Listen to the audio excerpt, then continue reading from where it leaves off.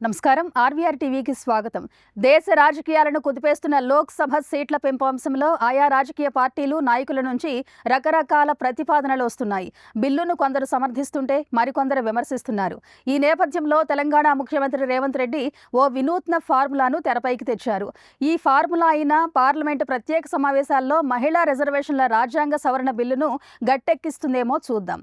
లోక్సభ స్థానాలను ప్రస్తుతం ఉన్న 543 స్థానాల నుంచి 850కి పెంచాలన్న బీజేపీ నేతృత్వంలోని కూటమి ప్రభుత్వ ప్రతిపాదన దేశవ్యాప్తంగా ప్రకంపనలు సృష్టిస్తోంది.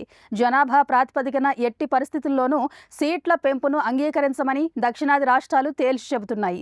మొండిగా ముందుకెళ్తే అడ్డుకుంటామని పలువురు ముఖ్యమంత్రులు ఇప్పటికే హెచ్చరించారు. ఈ నేపథ్యంలో తెలంగాణ సీఎం రేవంత్ రెడ్డి చేసిన ప్రతిపాదనను లోతుగా పరిశీలిద్దాం. లోక్సభ సీట్ల పెంపునకు సీఎం రేవంత్ రెడ్డి ప్రోరేటా పద్ధతిని ప్రతిపాదించారు.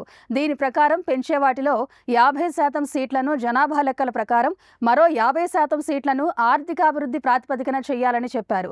దీనివల్ల అటు జనాభా ఎక్కువ ఉన్న దేశానికి 40% జీడీపీని అందిస్తున్న దక్షిణాది రాష్ట్రాలకు సమన్యాయం జరుగుతుందని ఆయన సూచించారు. ఈ ప్రతిపాదనతో ఉత్తరాది, దక్షిణాది రాజకీయ ఆధిపత్య ఆందోళనలకు తెరపడుతుందని సీఎం చెప్పారు. కేవలం జనాభా లెక్కల ప్రకారం సీట్లు పెంచితే దక్షిణాది రాష్ట్రాలు 27 లోక్సభ సీట్లు కోల్పోయే ప్రమాదం ఉందని, ఉత్తరాది రాష్ట్రాల్లో సీట్లు భారీగా పెరుగుతాయని నిపుణులు చెబుతున్నారు. అదే జరిగితే ఉత్తర భారతదేశం దక్షిణాదిపై మరింత పెత్తనం సాగిస్తుందని దక్షిణ భారత నాయకులు ఆందోళన చెందుతున్నారు. చూద్దాం కేంద్ర ప్రభుత్వం ఈ ప్రతిపాదనపై ఎలా ముందుకెళ్తుందో. ఇలాంటి కరెంట్ అప్డేట్స్ కోసం చూస్తూనే ఉండండి మన ఆర్వీఆర్ టీవీ. లైక్ చేయండి, షేర్ చేయండి, సబ్స్క్రైబ్ చేయండి.